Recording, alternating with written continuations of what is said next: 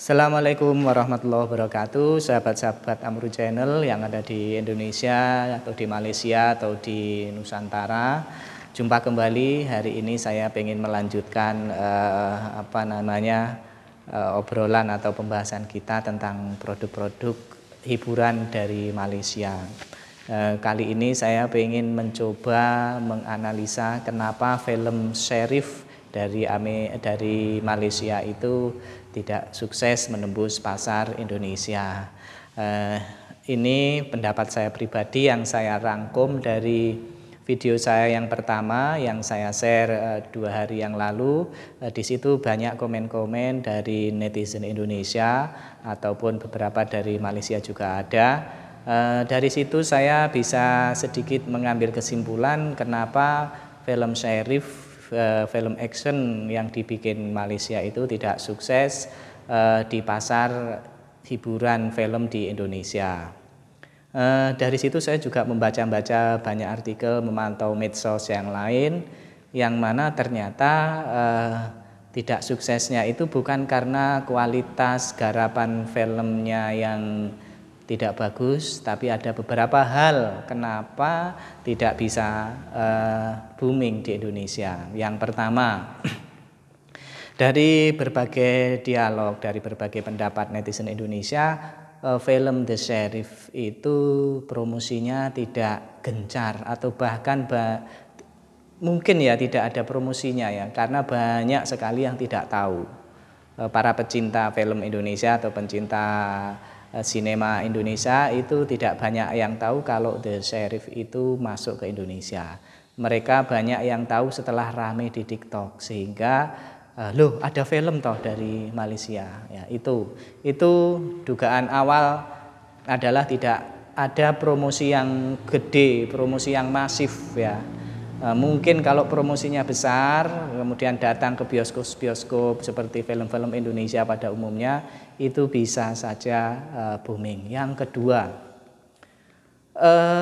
film Sherif ini mengambil tema action. Action itu kalau di Indonesia itu, di masyarakat Indonesia, film action itu sudah terploting kayak film-film yang dibikin Hollywood, kemudian Mandarin, kemudian mungkin seputar itulah ya, Hollywood, Mandarin. Ya kalau itu benar-benar action yang mungkin sedikit beberapa itu Jepang atau Cina ya, Mandarin itu maksudnya Cina. Kalau di luar itu memang kurang mendapat sambutan. Jangankan produk Malaysia, produk Indonesia sendiri yang murni film action itu juga tidak gampang bisa mendapat tempat di hati masyarakat Indonesia. Sehingga film-film action Indonesia yang sukses itu biasanya ada collab-nya dengan bintang-bintang asing ya. The Red misalnya itu ada. Jadi tidak murni pure digarap oleh orang Indonesia. Jadi ada embel-embelnya Hollywood, bintang Hollywood, begitu. Nah, itu baru bisa sedikit atau bisa menarik hati masyarakat Indonesia. Karena begini, karakter orang Indonesia ini begini ya, kalau pendapat saya pribadi ini bisa salah, bisa benar.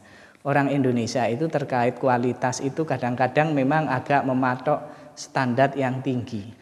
Misal di bidang kendaraan bermotor, sampai sekarang Indonesia itu belum mampu memproduksi motor atau mobil yang bisa menarik hatinya masyarakat Indonesia. Di Indonesia itu kalau motor, sepeda motor itu ya Honda, Yamaha, Suzuki, Kawasaki, yang paling rame itu ya. Indonesia mau membuat sendiri merek A, B, C ya bisa, tapi enggak booming. Ya, kalau mobil ya itu tadi Honda, Toyota, Isuzu, Mitsubishi, Suzuki itu. Selain itu agak berat ya. Agak berat. Hyundai itu aja baru berjuang untuk mendapatkan pasar yang bagus di Indonesia. Orang Indonesia mau bikin mobil mereknya Timor dulu pernah ya nggak laris, nggak laku dan nggak bisa langgeng. Mau bikin mobil merek SMK ya nggak laris. Jadi bukan masalah apa ya, ini masalah apa ya, orang Indonesia itu punya semacam kepercayaan kalau mobil itu ya ini, kalau motor itu ya ini ya. Jadi kita masyarakatnya memang seperti itu. Kalau beli mobil mereknya yang tidak jelas itu nanti pertimbangannya banyak. Spare partnya sulit, servisnya sulit, dijual lagi murah, itu enggak mau. Kalau mobilnya pasaran, Avanza misalnya, itu gampang dijual. Nah, pertimbangan orang Indonesia itu. Jadi orang Indonesia itu enggak peduli negara mau bikin mobil merek Indonesia, mau kalau enggak berkualitas tidak akan laku, itu ya.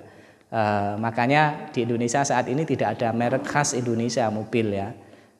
Meskipun semua mobil itu, hampir semua mobil yang Honda, yang Toyota, Suzuki itu dirakit di Indonesia. Pabriknya ada dan bahkan diekspor. Artinya apa? Kalau Indonesia mau bikin mobil itu sebenarnya tinggal kasaran yang ngomong tinggal ngecap mereknya apa, tak bikinkan, itu bisa. Tapi itu tidak dipilih karena tidak strategis untuk menambang keuntungan. Ya, kan percuma kita bangga-bangga bikin produksi mobil Indonesia tapi masyarakat Indonesia sendiri nggak mau beli, ya kan? Atau kualitasnya buruk, ya kan? Nah, seperti itu. Itu yang kedua. Berikutnya, kenapa film The Raid itu tidak bisa booming? Ada juga yang berpendapat karena bahasa Melayu yang digunakan, bahasa Melayu campur Inggris, sehingga agak sulit dipahami oleh orang Indonesia.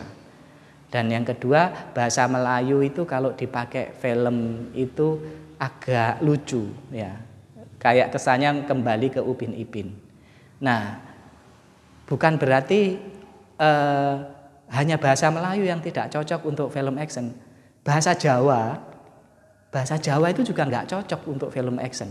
Kalau ada film action kok pakai bahasa Jawa, itu nanti ketemunya pasti film komedi. Iya, sudah ada itu. Silahkan dibuka dubbingnya film-film yang didubbing oleh JTV. Jadi film action didubbing menggunakan bahasa Jawa, jadinya lucu. Jadi hiburan lelucon.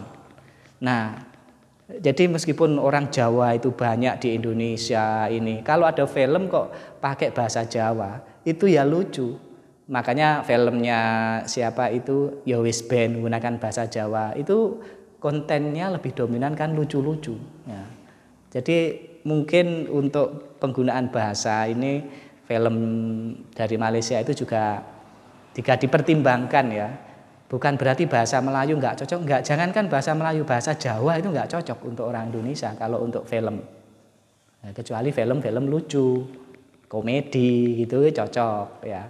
Nah, filmnya bahasanya Melayu, Upin Ipin itu kalau untuk Upin Ipin cocok sekali.